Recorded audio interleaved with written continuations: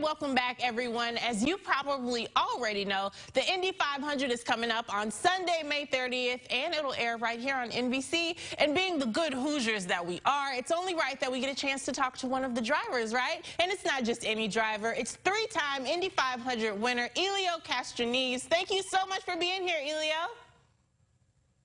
Thank you for having me. How you doing? I'm good. I'm good. How are you?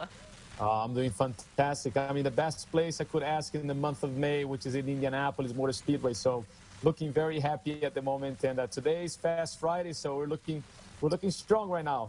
Yes, it has to be such an exciting time for you. I can only imagine. And, you know, you're already a three-time Indy 500 winner. But how do you feel going into this year's race? Wow, this place is always magical, I would call. It's always great to be, again, in this place because it's not only about the race. People sometimes say, it's another racetrack or it's another race, 500 miles, long race. No, it's about tradition, and a lot of generations, especially because when you're talking about people coming from, the grandfather, the father, and now people that used to be here now bringing their son, which is really, really fun.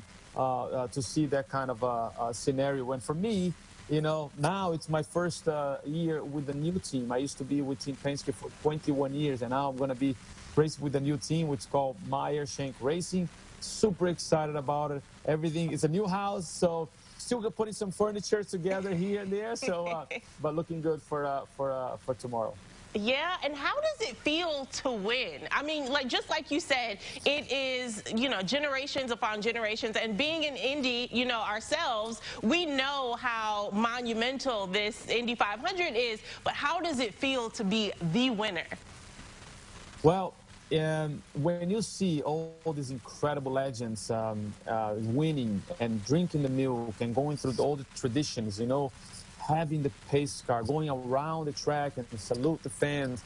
I mean, when you do that, you're like, is this for real? Pinch me. I'm not sure if am I doing this as well. So it's an incredible feeling. When any race car driver in the world would love to be part of this. And I'm just fortunate to do what I love and keep it going. That's awesome, and I really feel like in my mind I missed my calling to be a race car driver. But you got to tell me, how do you prep for the Indy 500? So basically, we started already Tuesday, and we stay about the whole entire month. Not the whole entire month. Used to be the whole entire month, and now it's about 15 days. So you got from 12 to 6, you keep it going. And again, it's for those that don't understand, it's a little tweaks. Our cars are so sensitive to the weather that anything, I'm talking about 5 degrees difference, it makes a change on the car. So you're always trying to, make a little bit here, a little bit there, because we're going over 230 miles an hour. So every little details, it changes a lot when you're going that fast. And that's why you need to practice to make sure that everything goes right. Man, and I heard that you work out 6 days a week in the off season. How important is it to stay, so fit as a race car driver? Well, you need to be, people don't realize that it's a sport that we're not, running behind a ball or after the ball or hitting a bat or things like that. It's actually, our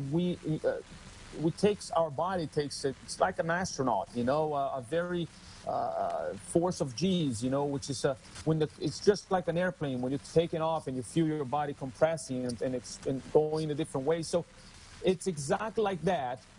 So for 2.5 hours, you got to be able to hold it. We don't have a power steering wheel. We don't have air conditioners. We don't have even a cup holder to put your coffee over there. So it is very, very intense.